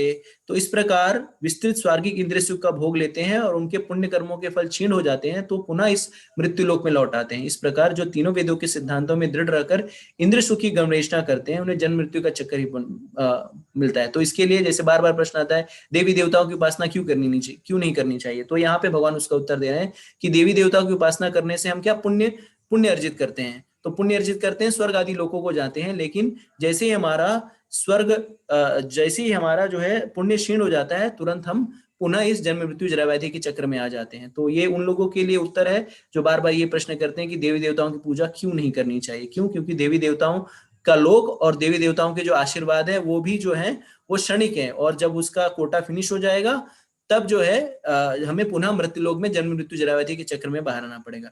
अब देवी देवताओं की पूजा करने के बाद भगवान अपनी भक्ति करने के महात्म्य को बता रहे हैं। तो भगवान क्या कह रहे हैं? अन्याश्चिन्तयन्तो माम ये जना पर्युपासते तेषां नित्यभिक्तानां योगक्षेमवहाम्यहम्। तो इसके पहले उन्होंने बताया कि देवी देवताओं की जो पूजा करते हैं उनका क्या होता है, उनका जब पुण्य छिन्न हो जाएगा तो पुनः मृत्युलोक में आ जाएंगे, लेकिन जो उनकी अनन्य भाव से भक्ति करता है वो भगवान क्या करते हैं, उसकी जो भी आवश्यकताएं होती हैं उसे मैं पूरा करता हूं, और जो उनके पास नहीं होता मैं उसकी रक्षा करता हूं। तो ये बहुत समझने वाली बात है। तो हमें समझना चाहिए कि जो अनन्य भाव से उनकी भक्ति करता है, तो भगवान जो उसके पास नहीं है उसको पहुंचाते हैं, और जो उसके पास है उसका संरक्षण देते हैं। तो प्रभुपाद जी बताते हैं कि अनन्य भाव से चिंतन का अर्थ है जो 24 घंटे कृष्ण भावना भावित रहता है, जो सदैव जो है भगवान के चिंतन में लगा रहता है। कैसे इस चिंतन में? भगवान की सेवा में, श्रवणम कीर्तनम विष्णु स्मरणम आत्मनिवेदन, इस तरह से जो 24 घंटे भगवान की सेवा में लगा रहता है, और ऐसे ऐसे कार्य जो करता रहता है वो आध्यात्मिक शक्ति में एकदम पूर्ण स्तर पे होता है, और ऐसा व्यक्ति जो पूर्ण आत्म साक्षात्कार में होता है। और हम सभी को यही कामना करनी चाहिए कि किस तरह से हम 24 घंटे जो भगवान की सेवा में रत रहें, और तभी जाकर के हमें भगवान की ये गारंटी का जो है फल प्राप्त होगा। मतलब जब भगवान ये गारंटी किसको दे रहे हैं कि उसके पास जो नहीं उसका संरक्षण करेंगे, और जो नहीं उसको प्रोवाइड करेंगे, और जो है उसका संरक्षण करेंगे, वो भगवान के अनन्य भक्त।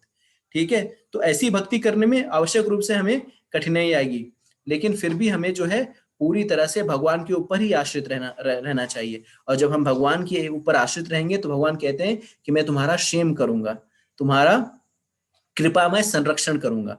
और ये तो भौतिक रूप से संरक्षण की बात सही है। दूसरी चीज, भगवान हमारे आध्यात्मिक जो बैंक बैलेंस है उसका भी संरक्षण करेंगे, और वो सहायक बनेंगे जिससे हम अपनी भक्ति पूर्ण करके इस बद्ध जीवन से बाहर निकल सकें। तो जो अनन्य भाव से भक्ति करे उसके लिए भगवान एक गारंटी दे रहे हैं कि वो उनके धाम को प्राप्त होगा। भगवान उसके पास जो है उसका संरक्षण करेंगे, और जो नहीं है उसको प्रोवाइड करेंगे, बशर्ते वो अनन्य रूप से भगवान का चिंतन करता हो। इसके बाद भगवान देवी देवताओं की उपासनाओं के विषय बताते हैं कि देवी देवताओं की जो उपासना है वास्तव में वो भगवान की उपासना ही है, लेकिन गलत तरीके से है। तो श्लोक संख्या 23 में कहते हैं, ये अपि अन्य देवता भक्ता यजन्ते श्रद्धान्विता ते अपि मामेव कौन्तेय यजन्ते अविधि पूर्वकम। तो कह रहे हैं कि ये जो है अविधि पूर्वकम है। क्यों अविधि पूर्वकम है? क्योंकि ये सारे जो देवी देवता हैं वो भगवान के सहायक हैं, सरकार चलाने में भगवान के सहायक हैं। ठीक है, तो जिस तरह से उदाहरण दिया जाता है कि अगर आपको वृक्षों को पोषण देना है, तो वृक्षों को पोषण देना है तो पानी आप कहाँ पे देंगे? जड़ में देंगे। अगर आप पत्ते पत्ते में, टहनियों में पानी दे रहे हैं, इसका मतलब आप क्या है? अज्ञान, आपको अज्ञान है, आपको ये नहीं पता है कि शरीर को पोषण कहाँ देना है। इसी तरह से जैसे आपको भूख लगी हो तो भोजन कहाँ पे देंगे? अगर आपको पूरे शरीर को भोजन देना है तो आमाशय में देंगे। इसी तरह से हमें ये समझना चाहिए कि पूरी तरह जो है जो पूरी सृष्टि के नियंता निर्देशक कौन है? परम पुरुषोत्तम भगवान श्री कृष्ण। तो हमें उनकी पूजा, उनकी भक्ति करनी चाहिए। अगर हम देवी देवताओं की पूजा करने हैं तो एक प्रकार से अविधि पूर्वकम गलत तरीके से कर रहे हैं। हम ये नहीं जान रहे हैं कि मुख्य रूप से नियंता कौन है।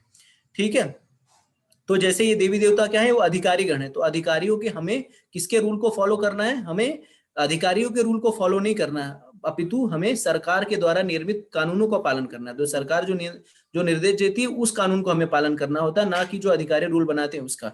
ठीक है, तो इससे हमें ये भी समझ में आता है कि जैसे बहुत सारा प्रश्न होता है कि ईश्वर कितने, 33 करोड़ देवी देवता है। हाँ जी, 33 करोड़ देवी देवता है, लेकिन परम पुरुषोत्तम परमेश्वर सिर्फ एक ही है, वो है कृष्ण, और वही जो है हमारी सेवा के अधिकारी हैं। फिर श्लोक संख्या 25 में भगवान बताते हैं कि जो जिसकी पूजा करेगा वो उसके लोक को जाएगा। जैसा आपकी पूजा, जैसे आप पितृलोक, जैसे पितर की पूजा कर रहे हैं पितृलोक के पास जाएंगे, देवी देवता की पूजा कर रहे हैं देवी देवता के पास जाएंगे।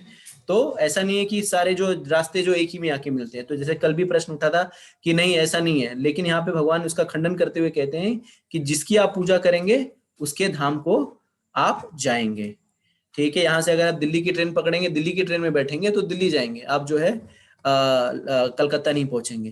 तो अब जो है इस अध्याय के सबसे महत्वपूर्ण सेक्शन में हम आ रहे हैं, श्लोक संख्या 26 और 34 के मध्य में, जो है कृष्ण भक्ति का गौरव। तो भगवान की भक्ति का गौरव क्या है, इसके विषय में हम श्लोक संख्या 26 से 34 में देखेंगे। थोड़ा सा समय हमारे पास शॉर्ट है, लेकिन हम प्रयास करेंगे इस गौरव का हम अच्छे से बखान करें। हरे कृष्ण।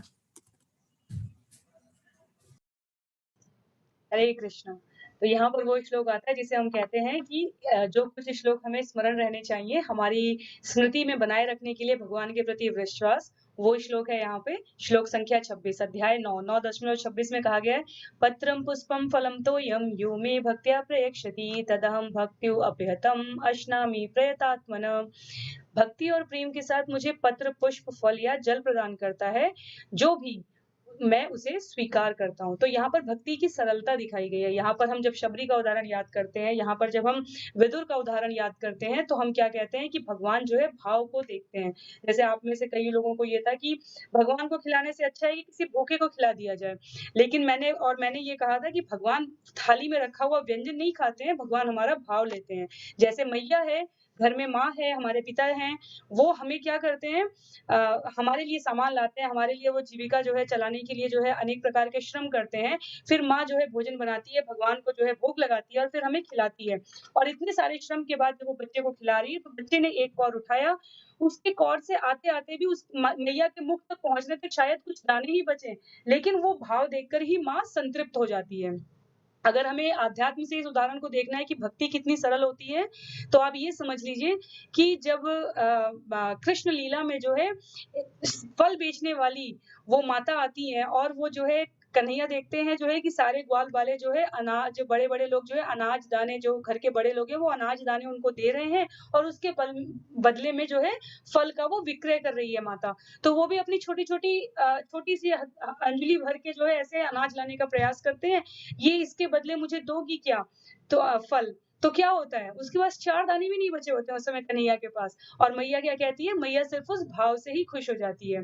तो जो फल बेचने वाली मैया होती है, और उसके बदले में भगवान ने क्या दिया, उनकी पूरी टोकरी ही जो है स्वर्णाभरणों से भर दी गई थी। तो ये जो पूरा प्रसंग हम बताने का प्रयास कर रहे हैं, इसमें क्या है विषय? विषय ये है कि हमारी जो है वंदना जी का प्रश्न है कि गृहस्थ में रहते हुए भक्ति कैसे करें? तो ये श्लोक हम सबके लिए है, गृहस्थियों के लिए है, विद्यार्थियों के लिए है, व्यवसाय करने वालों के लिए है, युवा के लिए है, बुजुर्ग के लिए है, सबके लिए है। कैसे करें? भावपूर्वक करें, भगवान का नाम सुमिरन करें, उनके बारे में सुनें, उनके साथ में कीर्तन करें, उनकी सेवा करें, जो भी जीवन के कर्म हैं, उन्हें समर्पित करते हुए करें। तो भगवान क्या कहते हैं? मैं उसे स्वीकार करता हूँ। ये ठीक है? तो ये श्लोक में और भी बहुत सुंदर-सुंदर आचार्यों की टिप्पणियाँ हमें याद आ रही हैं, लेकिन जैसा प्रभु ने कहा कि हम जो है अध्याय को समय पर समाप्त करने का प्रयास करेंगे। भगवान आगे बहुत ही श्लोक संख्या 27 में, तो ये पूरी जो मैनुअल कहते हैं ना, ये पूरी निर्दिष्ट कुंजी है हमारे लिए भगवत गीता। तो श्लोक संख्या 26 से 34 तक वही क्रम चल रहा है। प्रश्न है कैसे कार्य करें, भगवान के लिए कैसे सेवा करें? तो भगवान कहते हैं जो कुछ करते हो, जो कुछ खाते हो, जो कुछ अर्पित करते हो या ध्यान देते हो और जो भी तपस्या करते हो, उसे मुझे अर्पित करते हुए करो। अब अगर हमें ये विषय समझ में आ जाए, तो हम इस प्रकार के प्रश्न नहीं करेंगे कि भूखे को खिलाना या भलाई करना या समाज के लोगों का उपकार करना, मतलब ये सब अच्छा है या बुरा है? ये सब बुरा नहीं है, लेकिन भगवान क्या कह रहे हैं, ये सब करने का श्रेय तुम स्वयं को दोगे तो तुम इसके कर्म बंधन में बन जाओगे। तुम्हें क्या करना है? मुझे अर्पित करते हुए करना है। अर्पित कैसे करना है? इससे पहले वाले श्लोक में भगवान ने कह दिया, भाव से अर्पित करना है। तो ये बहुत ही सरल सरल कदम रखते हुए चलते चले जाना है इस भक्ति मार्ग पे। ये कोई मैंने जैसा कि कहा कि ये जादू है, लेकिन ये वैसा चुटकी बजा के सेव प्रकट करने वाला जादू नहीं है। ये जादू हमारे जीवन में दिखता है, जब हम इन वचनों पर विश्वास करके श्रद्धापूर्वक आचरण करते हैं। तो जो कुछ करते हो, स्पष्ट कहा भगवान ने, यत् करोषि यदश्नासि। कल ऋचा का प्रश्न था कि जो है भक्ति का मतलब घंटों पूजा करूं या अपने कर्म जाकर करूं। तो ऋचा ये उत्तर आपके लिए, यत् करोषि यदश्नासि, जो कुछ भी करते हो, खाते हो, अर्पित करते हो, दान देते हो, तपस्या करते हो, कर्म करते हो, मुझे अर्पित करते हुए करो। और उसके बाद भगवान कहते हैं इसका परिणाम क्या होता है? इसका परिणाम होता है कि कर्म के बंधन तथा इसके शुभाशुभ, शुभ और अशुभ दोनों फलों से आप मुक्त हो जाते हो। इसे ही सन्यास कहा जाता है। सन्यास का अर्थ क्या होता है? जबकि हम जो है ना कर्म फल से हम जो है अपेक्षा रखते हैं, ना हम इससे घृणा करते हैं। तो उससे क्या होता है? हमारा चित्त स्थिर होता है और चित्त स्थिर होने से क्या होते हैं? हम जो है अपने आप को कारक नहीं मानते हैं। हम अपने आप को सिर्फ़ एक इंस्ट्रूमेंट, एक निमित्त मात्र समझते हैं और ऐसा करने की वजह से जो क्योंकि कर्म तो सारे प्रकृति के संसर्ग में आने से हो रहे हैं, ये हमने पिछले अध्यायों में पढ़ा था। और जब हम कर्म का हेतु भगवान को मान लेते हैं और उनको परम भोक्ता मानते हैं, परम नियंता मानते हैं, तो उस प्रकृति के इस संसर्ग से हम ऊपर उठ जाते हैं। तो बहुत लोग कई लोग कह रहे हैं भौतिक जगत और आध्यात्मिक जगत का अंतर क्या है? यही है वो अंतर। जब हम अपने आप को इस भौतिक जगत से ऊपर आध्यात्मिक जगत में अपने आप को स्थिर करने का प्रयास करना चाहते हैं, तो उसके लिए हमें अपने चित्त को स्थिर रखना होगा। और स्थिर कैसे रखेंगे?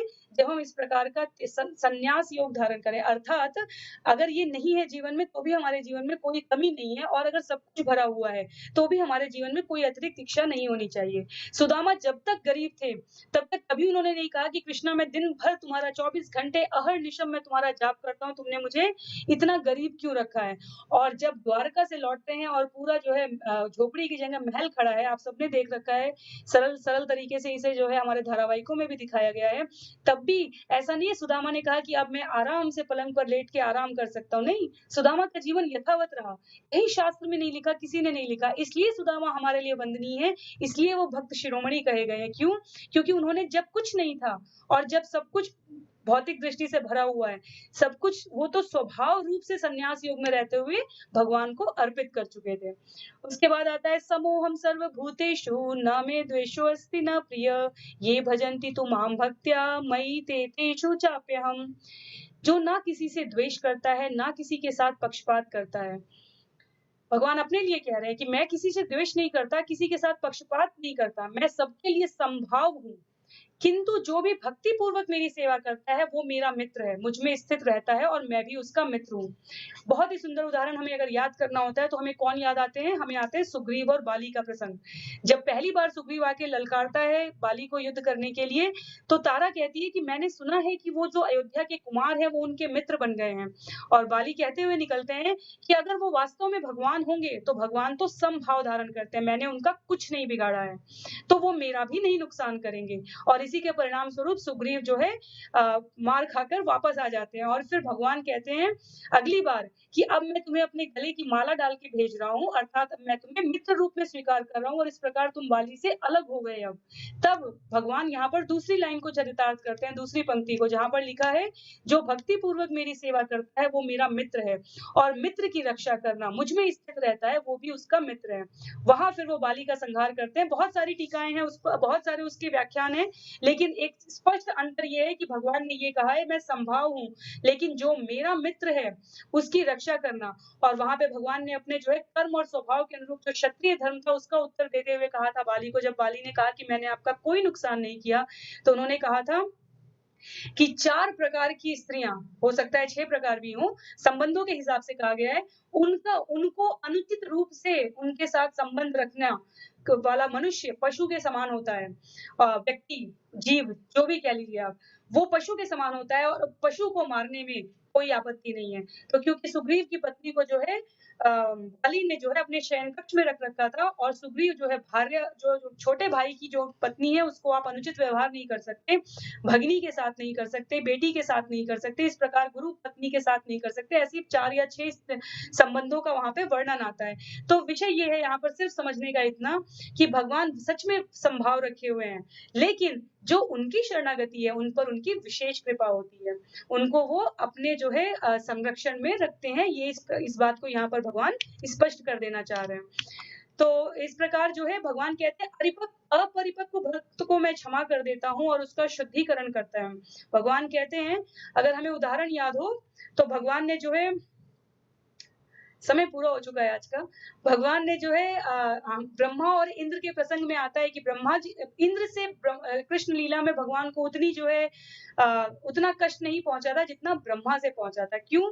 क्योंकि गोवर्धन लीला में जब इंद्र परीक्षा लेने लगे ब्रजवासियों की, तो कम से कम उन्होंने उनके मित्रों से, उनके सखाओं से उनको दूर नहीं किया था। कृष्ण को इंद्र ने नहीं दूर किया था, लेकिन ब्रह्म विमोहन लीला में उन्होंने किया था। लेकिन भगवान कहते हैं कि देखिए सारे देवतागण, ब्रह्मा, ये सब भगवान के परम परम भक्तों में आते हैं, क्योंकि वो भगवान के परम प्रिय हैं, वो भगवान के बहुत ही निकट हैं। लेकिन कृष्ण कहते हैं कि कृष्ण अपरिपक्व भक्त को क्षमा कर देते हैं, उनका शुद्धिकरण करते हैं। उन्होंने जो है इंद्र को भी मार्ग दिखाया, ब्रह्मा को भी मार्ग दिखाया। इसलिए वो कहते हैं, हे कुंती पुत्र, निडर होकर घोषणा कर दो कि मेरे भक्त का कभी विनाश नहीं होता, न मे भक्त प्रणश्यति, मेरे भक्त का कभी भी विनाश नहीं होता। हरे कृष्णा।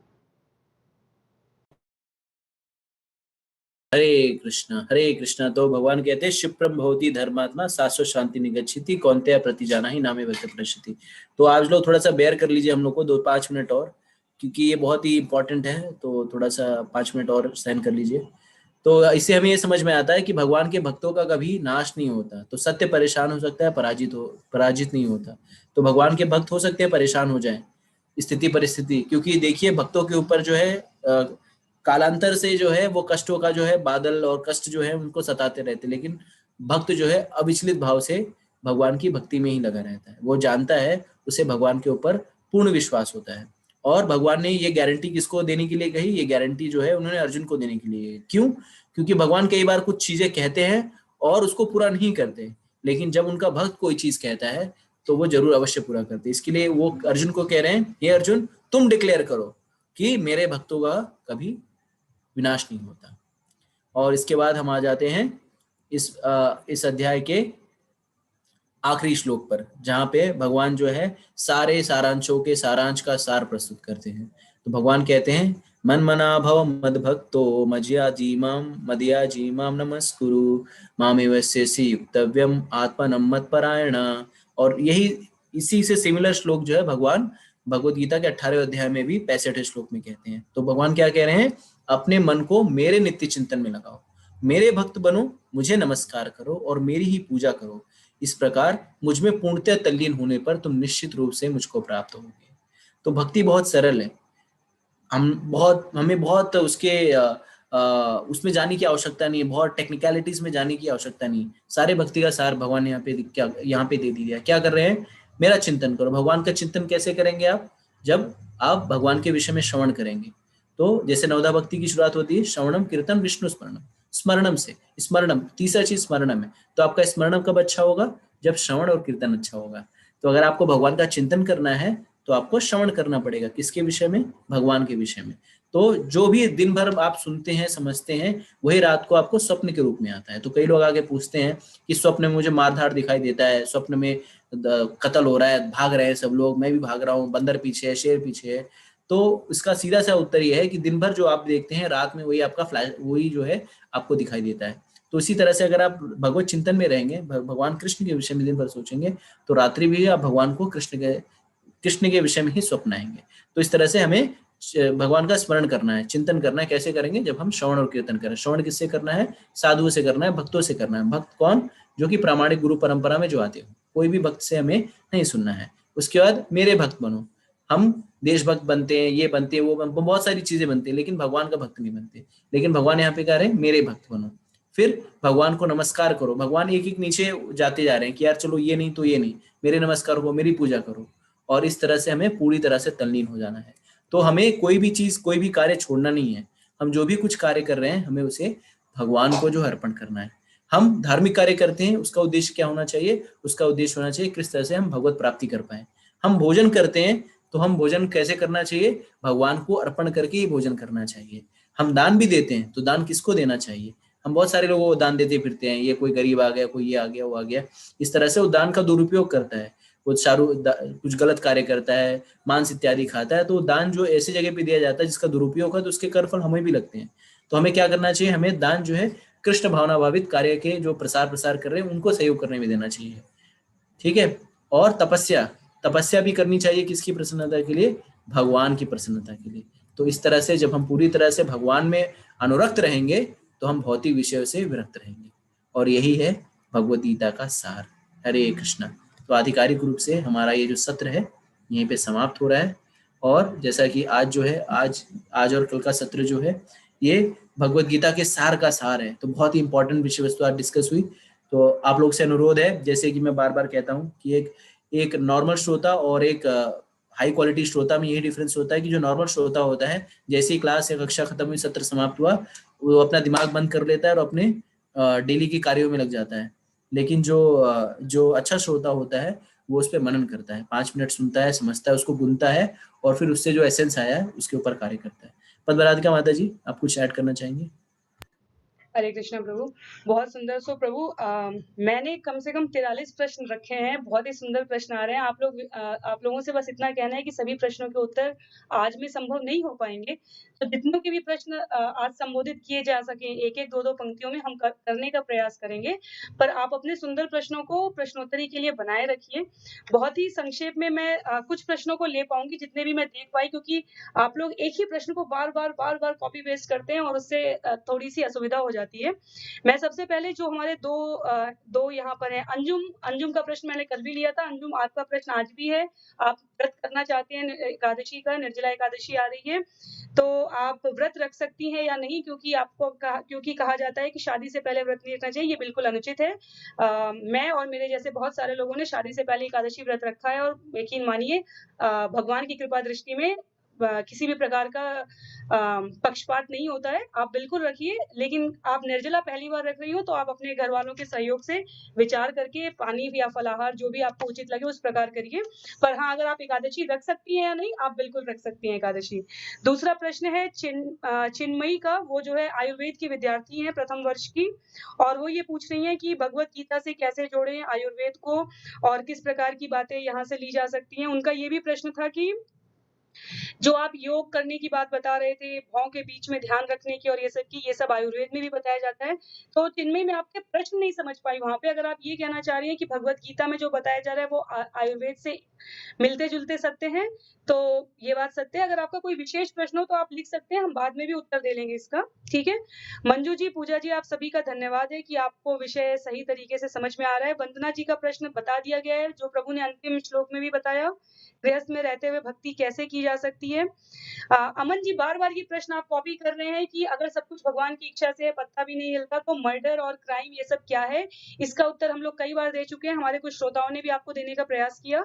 हमने जैसा कहा कि हमारे पास एक छोटी-सी स्वतंत्र इच्छा शक्ति होती है, उसमें अपने विवेक और बुद्धि का हम सदुपयोग या दुरुपयोग करके प्रकृति के संसर्ग में जिस प्रकार का व्यवहार करते हैं, कर्म गुण की जो गुण गणना है, उसके अनुरूप उस प्रकार का फल यहाँ इस भौतिक जगत में चलता रहता है। और इसके पीछे बहुत सुंदर-सुंदर कहानियाँ भी हैं जो है, लेकिन आज समय अभाव के कारण नहीं कह पाएँगे। पर आप सिर्फ़ अभी के लिए इतना समझ लीजिए, पर प्रश्न आप जो है पुनः अगर प्रश्नोत्तरी में लाएँगे तो हम वहाँ पे इसको उदाहरण से बताएँगे कि क्यों क्राइम, मर्डर और ये सब जो है हो रहा है, अगर सब कुछ भगवान की इच्छा से चल रहा है तो। आप में से किसी का प्रश्न था कि क्या प्रत्येक ब्रह्मांड के अलग-अलग विष्णु महेश होते हैं, ब्रह्मा होते हैं? तो इसका उत्तर है हाँ।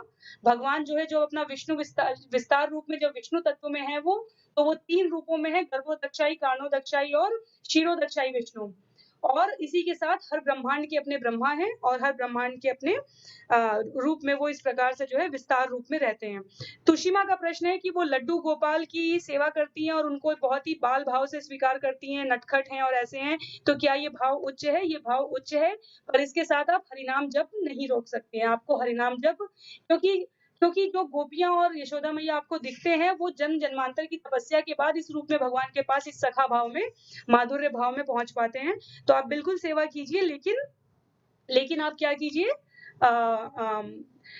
हरिनाम जप करते रहिए, ठीक है? और इसके अलावा मुझे नहीं पता और किसका प्रश्न है। प्रभु, आपके पास कुछ और प्रश्न हैं? चित्त और आत्मा में क्या अंतर है? चित्त और आत्मा में यहाँ नहीं बताया गया है, ये विषय आज के अध्याय का नहीं था, ये विषय आगे आएगा। लेकिन आप इससे मिलता-जुलता एक प्रश्न और था कि आत्मा जो है हमारे शरीर में कहाँ रहती है?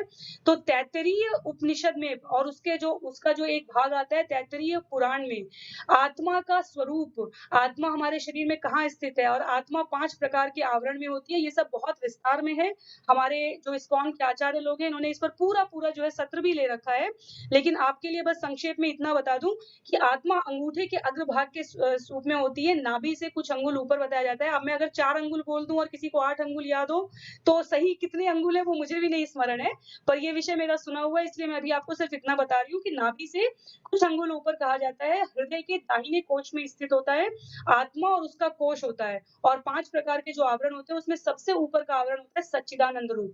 तो अगर आपको इंद्रियों से श्रेष्ठ मन होता है, मन से श्रेष्ठ बुद्धि होती है, बुद्धि से श्रेष्ठ हमारी, इस प्रकार का एक क्रम हमने अध्याय 6 में बताया था। सबसे ऊपर हमने बताया था कि इस विकसित अवस्था में सबसे ऊपर आत्मा होती है। तो चित्त और आत्मा अलग-अलग है। ये मैंने उत्तर आपके इस प्रश्न के लिए दिया है।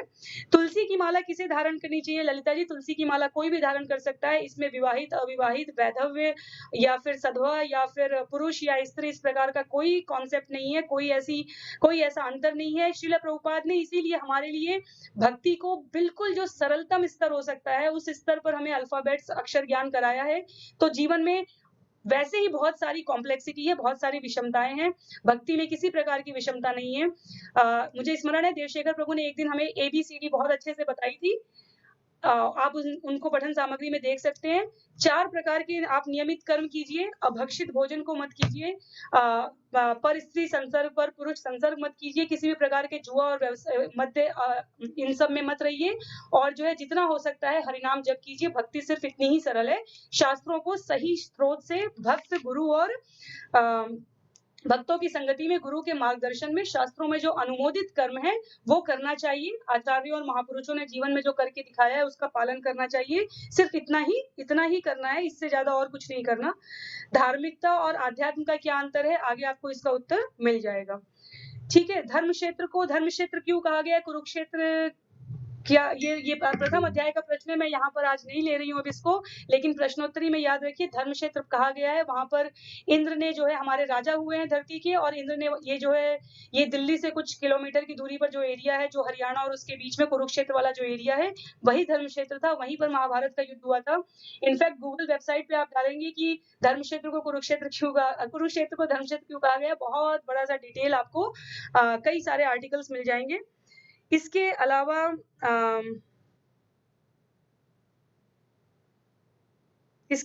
आपको जो है और कोई प्रश्न प्रभु अगर आपको दिख रहा है तो आप ले सकते हैं। मुझे लगता है मैंने ले लिया। हरे कृष्णा। तो मैं डॉक्टर फहीम सैफी जी को साधुवाद देना चाहता हूँ। डॉक्टर साहब, बहुत बहुत धन्यवाद हमारे सत्रों से जुड़ने के लिए। और आपसे अनुरोध है कि अगर जैसे मेरा ईमेल आईडी जो है सत्र के अंत में डिस्प्ले होता है, तो मैं चाहूँगा कि आपसे मैं बात करना चाहता हूँ।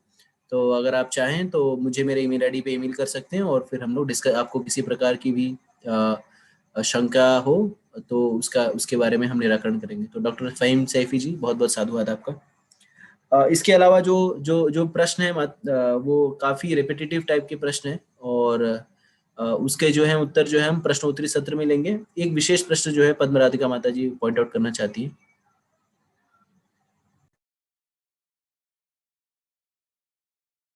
आप म्यूट हैं। हरे कृष्णा, अभी आवाज आ रही है? हरे कृष्णा। एक प्रश्न था बीच में कि द्वैत और अद्वैत में क्या अंतर है? इसमें जो है हमने कहीं भी पूरे 9 सत्रों में अभी तक एक बार भी द्वैत और अद्वैत की चर्चा नहीं की, लेकिन अगर सरल भाषा में आपको समझना है तो ये कहना कि मैं भी भगवान हूँ, तुम भी भगवान हो, सब भगवान है, ये जो अद्वैतवाद का ये जो सिद्धांत है ये गलत है। भगवान भगवान है और हम सब भगवान के अंश हैं, भगवान के सेवक हैं, भगवान के दास हैं, ये हमारी स्वाभाविक स्थिति है। ये समझना द्वैतवाद जो कहा जाता है, जिसे हम कहते हैं भगवान साकार हैं, और ये कहना कि कहीं कोई परम शक्ति है जिसका कोई स्वरूप होगा, कोई ब्रह्म ज्योति होगी, ये अपूर्ण ज्ञान है। इसके लिए हमने एक उदाहरण दिया था, हमने वहां द्वैत और अद्वैत शब्द का प्रयोग नहीं किया था, पर हमने ये उदाहरण अवश्य दिया था कि सूर्य की रोशनी की तुलना ब्रह्म ज्योति से की गई थी। जो लोग कहते हैं ना कि एकाकार हो जाना और ब्रह्म ज्योति में समा जाना, सूर्य की रोशनी, लेकिन केवल वहीं तक पहुंचना हमारे जीवन का लक्ष्य नहीं होना चाहिए। फिर हम कहते हैं सूर्य एक गोला है, वो एक तरीके से निराकार की तरफ ही रहता है, जिसे हम कहते हैं कि परब्रह्म, और इस प्रकार की तुलना ये वेदों की उपमा दी गई है, सूर्य के गोले, सूर्य के रूप और सूर्य की जो है रोशनी से। और जब हम ये स्वीकार करते हैं कि सूर्य देव वास्तव में एक व्यक्तित्व हैं, जैसे इस मनवंतर के सूर्य देव का नाम विवस्वान है, तब हम ये कहते हैं कि ये सूर्य देव हैं और बाकी देवता इनसे अलग हैं। तो भगवान पूर्ण पुरुषोत्तम साकार रूप में है, वो भगवान हैं और हम सब उनके अंश हैं। ये जो 2 अलग एंटिटी जो प्रभु ने बताया था ना, 2 चिड़िया, 2 पक्षी, ये तुलना दी गई है, ये जो है कॉन्सेप्ट है, अंतर है द्वैत 2 और अद्वैत 1। सब भगवान है, पूर्णतया गलत है, सब में भगवान है, ये सही है। तो ये हमारे जीवन में स्पष्ट रहना चाहिए। हरे कृष्णा।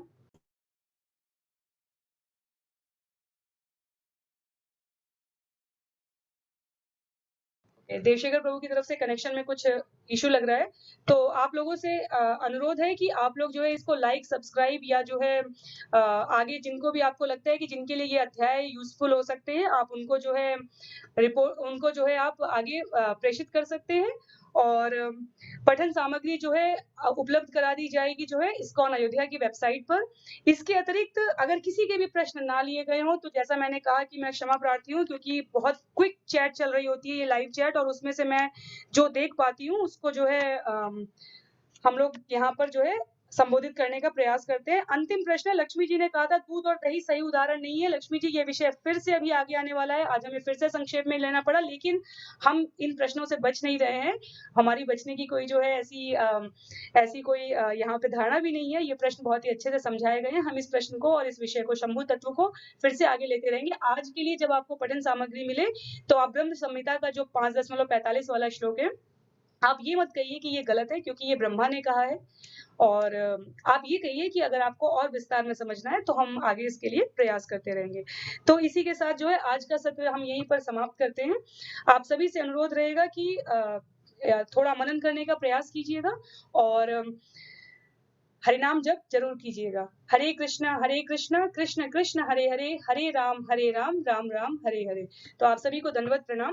श्रील प्रभुपाद की जय, श्रील गुरुदेव की जय, अनंत कोटि वैष्णव वृंद